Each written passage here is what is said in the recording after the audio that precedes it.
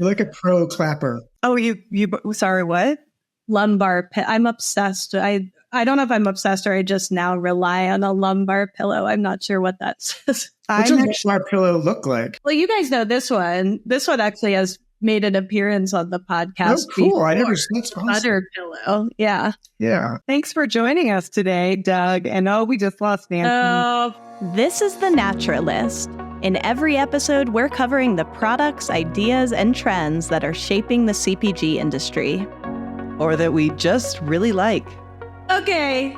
Hello. Hello. Hi, Doug. Hi, Nancy. Thanks for joining us. What do you guys want to talk about? We want to talk about the do's and don'ts.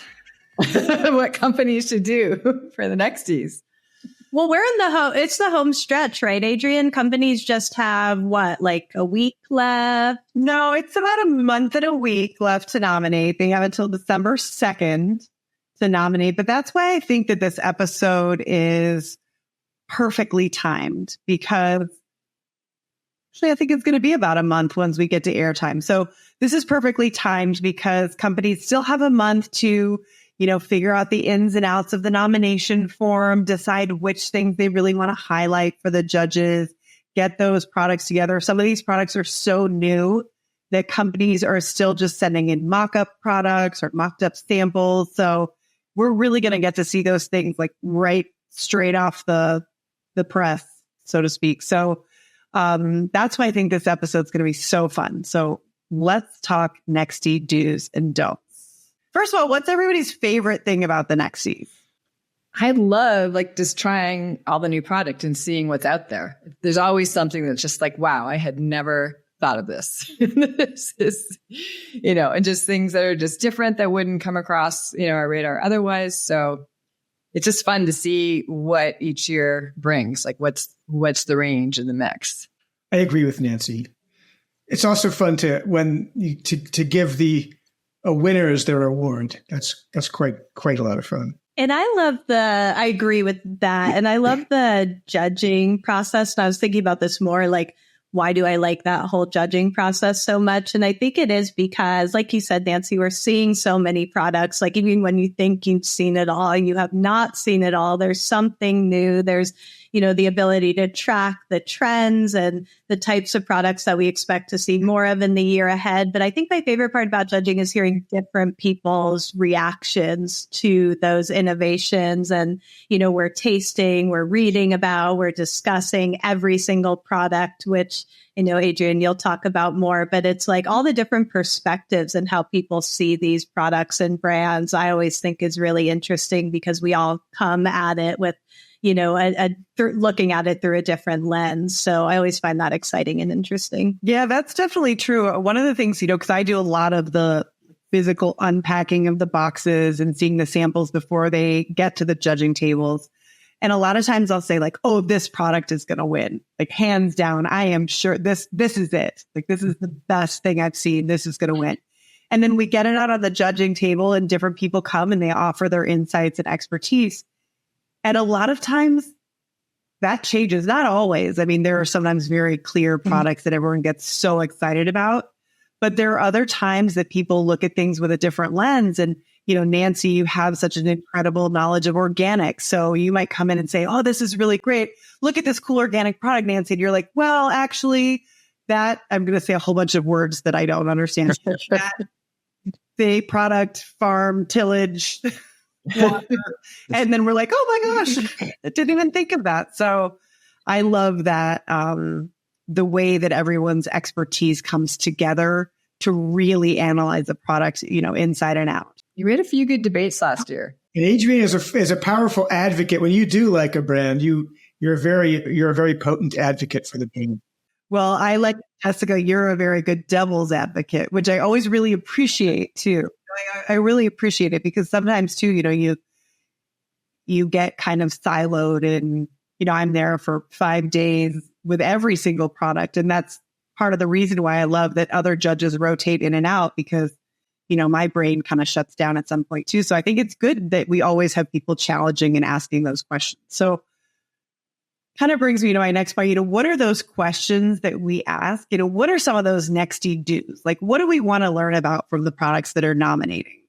something that I think is just really like people might take for granted when they're applying or just not really maybe realize how seriously we pay attention to it is just the form and the questions you're asking. Like we really want the story of the product. Like we can see what it is. It could be the most innovative thing, but if you don't actually give us the information, and really tell us that story and the background of how you're different and what your, mission is, then we can't just rely on the box or, we really want them to give us that information to validate. And it's been really upsetting, I think, when we've been judging, we really love a product and that information isn't there. We're like, we know this is so great, but like they haven't given us, that extra bit to lead to the win. So I just think really making sure that they take the time to really fill out that application form and let their product shine. I agree. It is a little heartbreaking when you see an empty question, like there's like an empty response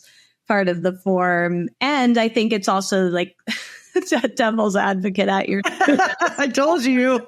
The flip side of that is knowing how to distill down those key messages. Like we want the story, but maybe we don't need the whole story. And so it definitely takes some restraint to figure out what are those key differentiators of our business that we should include here. And I think every company, including us, when we're doing things talking about New Hope, but it's like figuring out, what are the real differentiators? And sometimes that can be even harder than sharing everything about the company. So I like when it's clear that people have been really intentional with how they fill out those forms and given a lot of thought to the information that they share.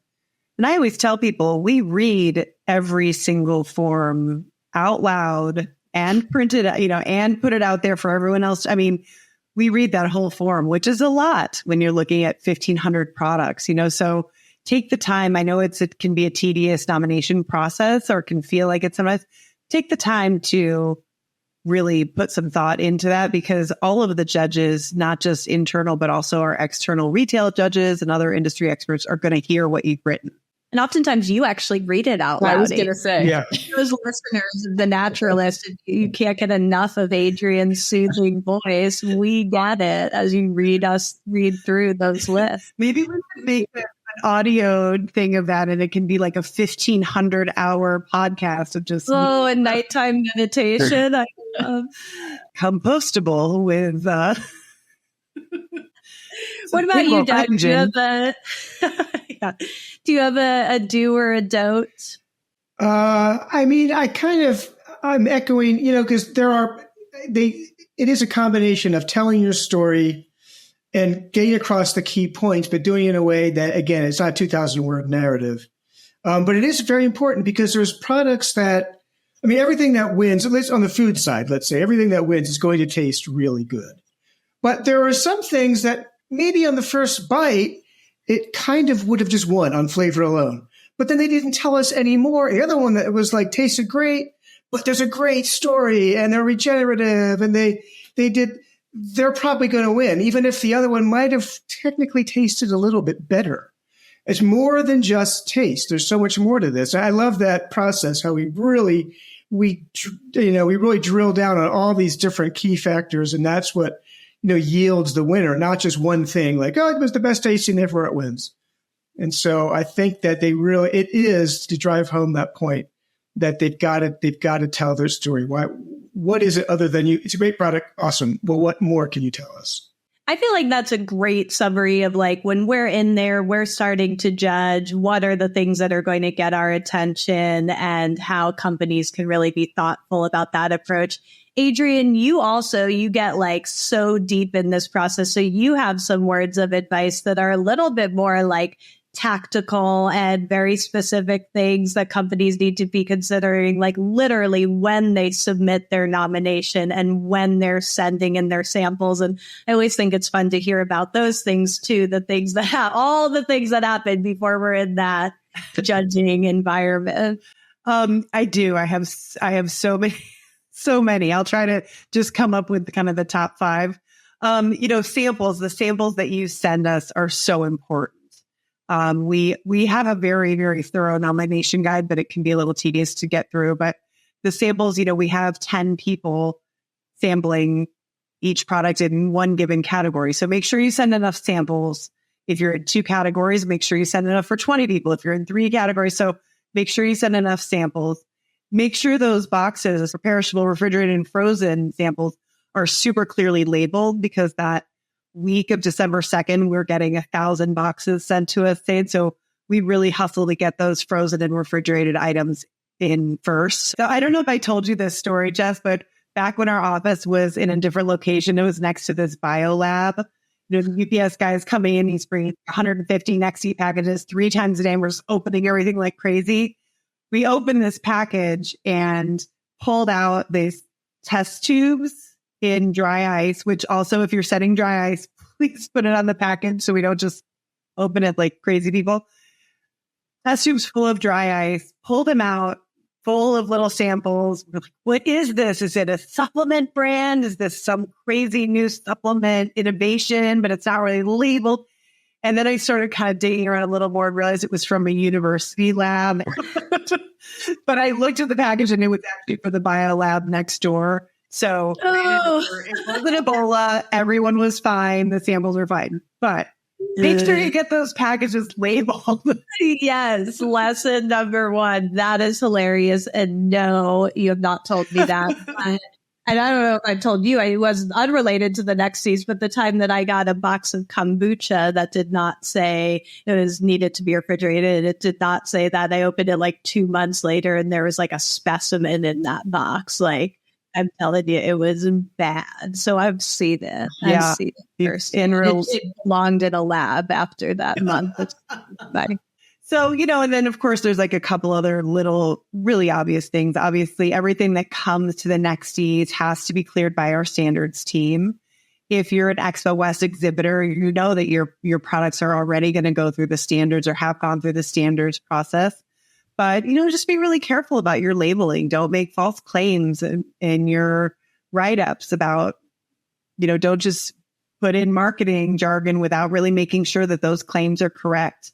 If you have certification, you know, if you say you're organic, we need to see the certification on there. And our standards person is in the judging room. She, you know, there's a team member always there going through everything. So we might fall in love with something and they're like, yeah, no, sorry, this one can't be. They'll reach out to you. They'll reach out to you and they'll ask for those things if we don't have them, and really give, you know, we want to give every brand the best chance that they have to win or to be a finalist. So that's the biggest thing. I always tell people, like, don't worry so much about, is this the perfect category for me, or should I nominate where you think you go? And if we see a product that we're like, you know, this isn't really shining in pantry, it doesn't really belong here, it really belongs in this other category, we'll move you to where you're going to have the best chance of success. And on the label front, if it's a functional food, don't just say we got lion's mane and ashwagandha in the beverage. Tell us it's 350 milligrams or whatever. Be specific, as opposed to, again, just a blanket. Oh, we've got some mushrooms and we got some fungus in there or something. Yeah, great point, Doug. I feel like that's been coming up a lot more in recent years of us as we see more and more functional foods and beverages entering. We're really like, I remember some past deliberations were all around that, like the amount of the ingredient and the specificity. So I think in supplements and functional food and beverage in particular, being really clear, really specific with the ingredients, the amount of the ingredients, and the science behind them. It is the 30-year anniversary of DSHEA. So as Adrienne was talking to, the compliant labeling, structure, function claims, all of that, and especially supplement brands that are in their early days, it's really important to fully understand that regulatory landscape and how to make sure that you're aligned with that, because we will be looking at those things. I feel like with my pen and my tone, I'm very... It doesn't have to be perfect. Like, we also love to hear about challenges that brands are having. You know, share with us if you say, hey, you know, we know that our packaging isn't recyclable, but we really are trying to find a solution. We just are having challenges because this, and this. And it's, you know, top priority for us, but it's just isn't working out. Like, we love to hear that too. We want to know that people are thinking about solutions that might not be available yet, but I think the judges really appreciate knowing that that's top of mind for the brands.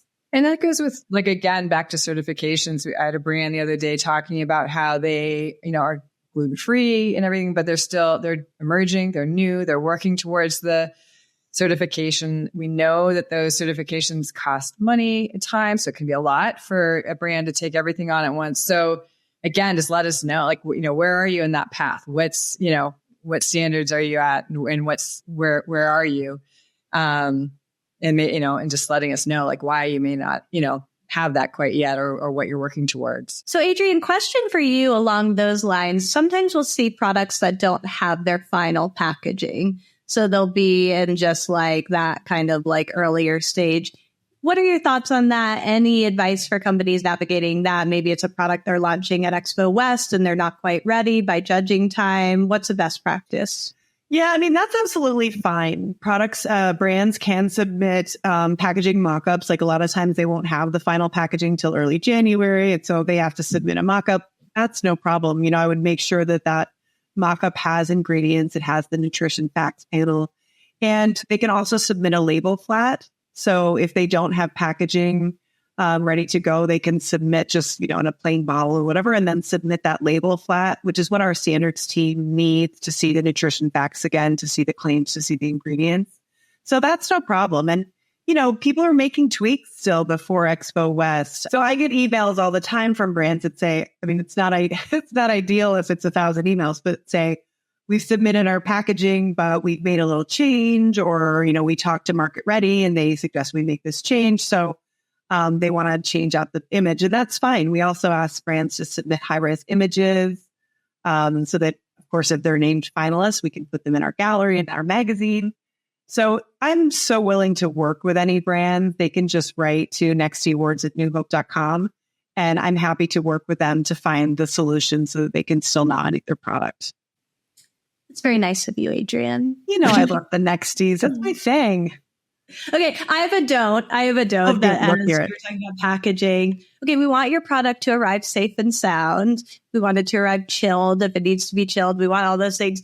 But also we don't want like a box and then peanuts and then bubble wrap and then like the Russian doll of, it's like, we do not want the Russian doll of packaging. We want you to minimize packaging as much as possible. We know that there's some shipping and packaging and some waste involved in this process. And so when we see an abundance of packaging that's unnecessary, that is a don't in my book.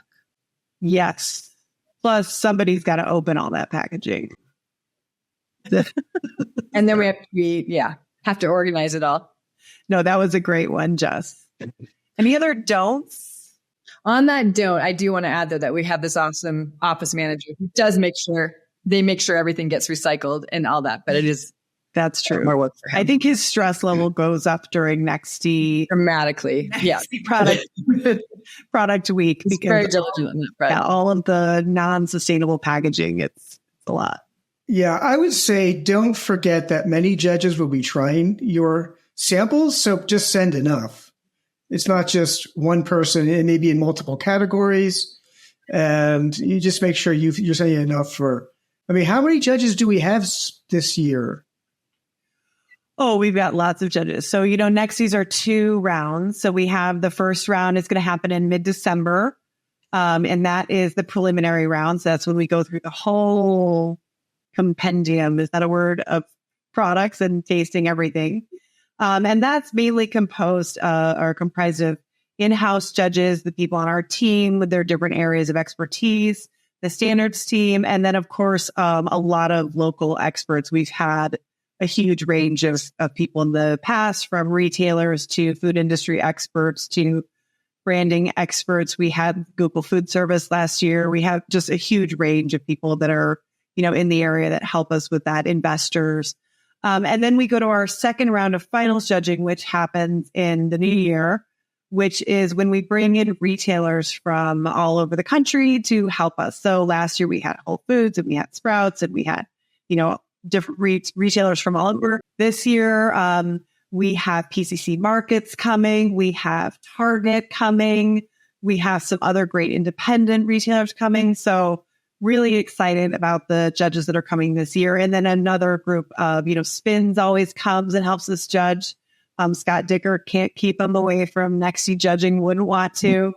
And, we have people from Naturally Network. So just a huge range of experts. And so that happens the second round of judging for picking the finalists. Yeah, and it's important for them to remember that they are going to be in front of a lot of really powerful buyers. This may be the first time, it probably is going to be the first time these buyers will see these products. So yeah, I remember, I think you were there last year, Doug. There was that moment, and it was like Jonathan from Fresh Time and Jason from Thrive and Brody from Sprouts and Alyssa from Whole Foods. And we're all debating this one product that had just come out. And I was thinking, if the founder of this product knew that these massive retail players were sitting there talking this was like this huge debate for 25 minutes, a half hour about their product. They would be floored. That was fascinating. I love that. Yeah. And I think that leads to another really important do, which is, are we still doing do's and don'ts? We can do them or don't do them. Do think holistically about how you position your product, knowing that you're going to reach different types of judges. So something that may resonate with a retail judge would be different from maybe an investor that we have. So really think about, impact, think about the financials of your company, think about the purpose, the scalability, of course, the 3 I's, but, understanding that we're going to have all different types of professionals within the industry weighing in, and they each come with different kind of criteria and things that they look for. So try to be as comprehensive and holistic as possible. I love that, Juz. And given that you said that, I'm going to also just throw in one of those little tactical things. Do all of that wonderful work in a Word doc and then paste it into the nomination. We have so many people that just went directly into the nomination. Something happens, you lose it all. We don't want you to lose that great thought that you put into that. So that's a great point, Adrienne. That's the worst. Do it. Don't not do it. And that's a wrap. And wait, what are the 3 I's again? You mentioned the 3 I's, Jessica. What are? Give Doug a reminder. Do you want to, Adrienne, or shall I? I think you should. I got one. Innovation.